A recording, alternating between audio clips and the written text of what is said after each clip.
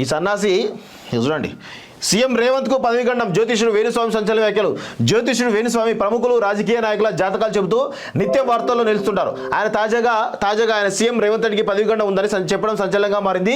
ఈ మేరకు వేణుస్వామి తాజాగా ఇన్స్టాగ్రామ్ వేదికగా ఓ వీడియోను షేర్ చేసినట్టు తెలుస్తోంది. ముందుగా అందరికీ కొత్త సంవత్సర శుభాకాంక్షలు. 2024 సంవత్సరంలో సుఖ సంతోషాలు, భోగభాగ్యాలు కలగాలని కోరుకున్నాను. అయితే 2024లో కొంతమంది రాజకీయ నాయకులు జైలుకు వెళ్లే అవకాశం ఉంది. అలాగే తెలంగాణ సీఎం రేవంత్ రెడ్డికి పదవి ముప్పు ఉంది. కొంతమంది రాజకీయ నాయకులకు అనారోగ్య సమస్యలు వస్తాయి కాబట్టి జాగ్రత్తగా ఉండడం మంచిది. టాలీవుడ్ సూపర్ స్టార్ ఇండస్ట్రీకి దూరం కానున్నారు. ప్రముఖ యాంకర్ తీవ్ర కష్టాలు పడనుంది అంటూ చెప్పుకొచ్చారు. ప్రస్తుతం దీనికి సంబంధించిన వీడియో నెట్టింట సంచలనం సృష్టిస్తుందట. సో ఇక ఈయన విషయం ఏంటంటే, ఈ వేణుస్వామి అనేటువంటి వ్యక్తి అసలు జ్యోతిష్యం పేరిట ఈయన చేస్తున్నటువంటి చిల్లర కామెంట్స్ ఏవైతే ఉంటాయో నిజంగా కూడా చాలా ఇబ్బందికర అంశం.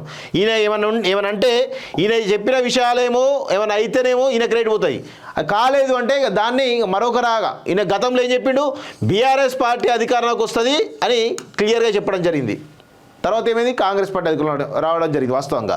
సో ఇప్పుడేమంటుండు, రేవంత్ రెడ్డికి పదవీగండం ఉందని చెప్పేసి అంటా ఉన్నాడు. అంటే వాళ్ళ వ్యక్తిగత విషయాల జోలికి వెళ్ళి ఆ సినిమా ఇండస్ట్రీని అయితే ఆగం పట్టిస్తాడు ఈ మనిషి అయితే.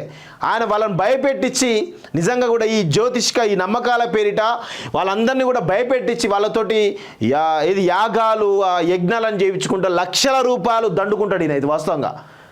ఈ నమ్మకాల పేరిట భయపెట్టించినటువంటి దొంగ, నెంబర్ 1 దొంగ ఈ వేణుస్వామి. ప్రతి ఒక్క హీరోలకు సంబంధించిన వ్యక్తిగత జీవితాలను మొత్తం కూడా ఈరోజు బయటికి వివరించి వాటన్నిటిపైన ఏదో అవుతుంది ఏదో అయిపోతుందని చెప్పడం జరిగింది. ఒకవేళ అలా అయిన పక్షంలో అది నాకే రేట్ అని ముందే చెప్పినా కదా అని చెప్పుకుంటూ ఈరోజు లక్షల రూపాయలు దండుకుంటా ఉన్నాడు. హీరోయిన్లు అయితే ఈయన నమ్మేది నమ్ముతున్నారు. అయితే వాస్తవంగా చెప్పాలంటే అసలు వాళ్ళు ఎట్లా హీరోయిన్లు అవుతారు అర్థం కాని పరిస్థితి. కానీ వాళ్ళనైతే ఈ నమ్మకాల పేరిటైతే వాళ్ళ దగ్గర లక్షల కోట్ల రూపాయలు దండుకుంటూ మళ్ళీ ఈయన చేసేది ఏంటి, ఈయన చికెన్ తింటాడు, పబ్లకు పోతాడు. ఈయన చేయనటువంటి చిల్లర పనులు ఏవీ లేవు వాస్తవం చెప్పాలంటే.